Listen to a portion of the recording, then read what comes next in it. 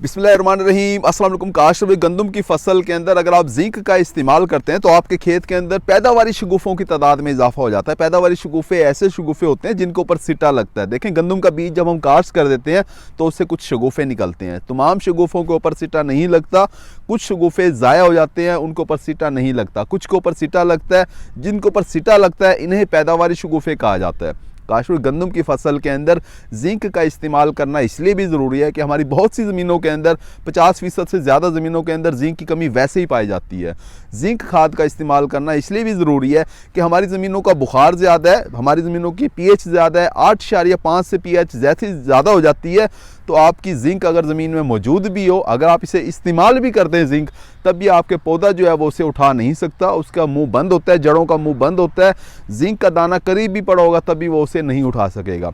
ऐसी ज़मीनों के अंदर आपको जिंक जो है वो छटा नहीं करना चाहिए, बल्कि आपको इसका स्प्रे करना चाहिए। कौन सा जिंक इस्तेमाल करना चाहिए, कौन से काश्तकार ऐसे हैं जिन्हें लाजमी तौर पे जिंक इस्तेमाल करना चाहिए, कितनी मिकदार के अंदर इस्तेमाल करना चाहिए, स्प्रे आपको कितनी मिकदार के अंदर करना चाहिए, इन सारे सवालात के जवाब आपको इस वीडियो में मिल रहे होंगे। अगर आपने हमारे चैनल सब्सक्राइब किया, चैनल को फौरन सब्सक्राइब कर दें, साथ में बेल के बटन को दबा दें ताकि फसलों के मुतालिक हम जितनी वीडियो बना रहे होते हैं वो आपको बर वक्त मिल सकें। काश्त गंदम की फसल के अंदर अगर आप जिंक खाद का इस्तेमाल करना चाह रहे हैं, छटा करना है, तो ऐसी ज़मीन के अंदर करें। अगर आपकी ज़मीन बिल्कुल ज़रखेज़ है तो आपको चाहिए कि आप यूरिया खाद के साथ पहला पानी जब लगा रहे होते हैं उसी वक्त यूरिया खाद के साथ छटा कर दें।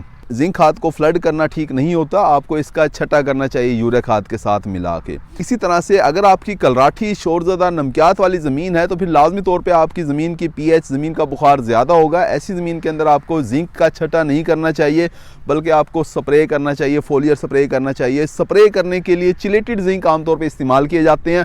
मार्केट के अंदर 2 जिंक बहुत ज़्यादा मिल रहे होते हैं। स्वात एग्रो कंपनी का हेडलैंड जिंक के नाम से मिल रहा होता है, ये भी आप इस्तेमाल कर सकते हैं। 200 से लेकर 250 ग्राम फी एकड़ के हिसाब से आप इस्तेमाल करें। इसी तरह से एंग्रो कंपनी लिबरल जिंक के नाम से दे रही होती है, चिलेटेड जिंक है, इसे भी आप इस्तेमाल कर सकते हैं। इसी मिकदार के अंदर इस्तेमाल करें।